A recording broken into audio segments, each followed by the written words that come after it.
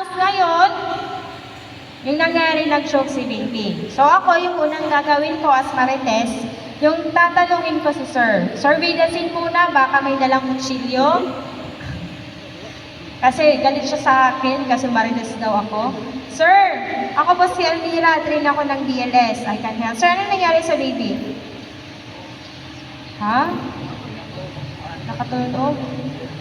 Tinidor. Ano tinidor or isang? Okay, so yung sunod kong gagawin, tanongin niyo si daddy or si mommy or si auntie or si ate or si kuya. No, sir, okay lang bang hawakan ko si baby?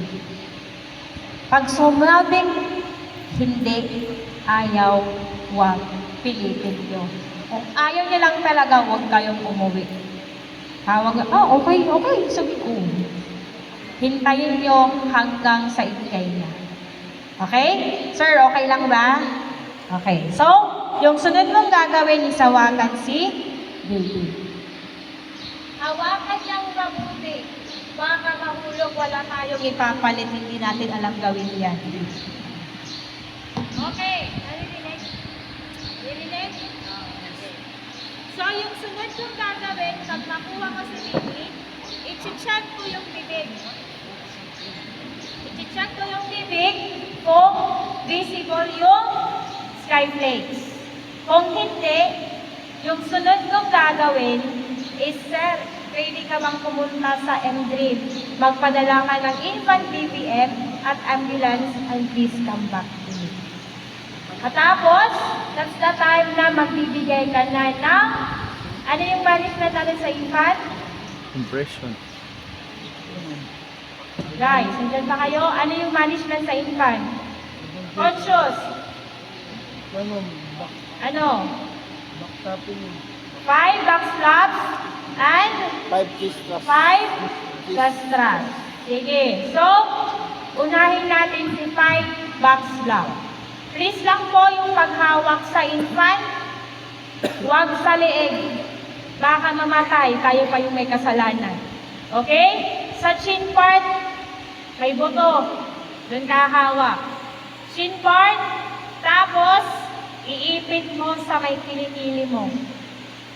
Okay? Ipit para secured, kasi conscious to, malikot. Okay? And then, between the shoulder blades, bigyan natin ng 5 back slap. So, dapat malakas yan na, hindi dito, dito lang. Okay. So, 1, 2, 3, 4, 5. Katapos yan, tingnan niyo yung sahig. Kung wala, punta tayo sa 5 chest thrust. So, lipat mo sa kabilang paa. Ipit pa rin. At yung side of compression.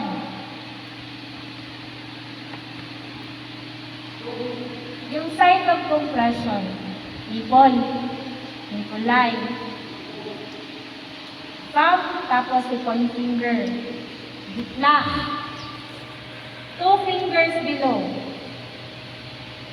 This is your side of compression. Klaro? Klaro. So, give 5 chest thrust. 1, 2, 3, 4, 5. Check the foreign object. Kung walang nakikita, balik tayo sa 5 back slaps. 1, 2, 3, 4, 5. Check din sa head. Kung wala, balik sa 5 chest thrust. 1, 2, 3, 4, 5. Hanggang sa lumabas si foreign object. Okay? Conscious yun ha, matay si baby. Ano yung gagawin natin? Ha? 15? Guys, 15? Okay, so same lang sa adult. 30 chest compression. Guys, huwag kayong basta pag gagamitin nyo lang yung 15 compression pag dalawa kayo. Ha?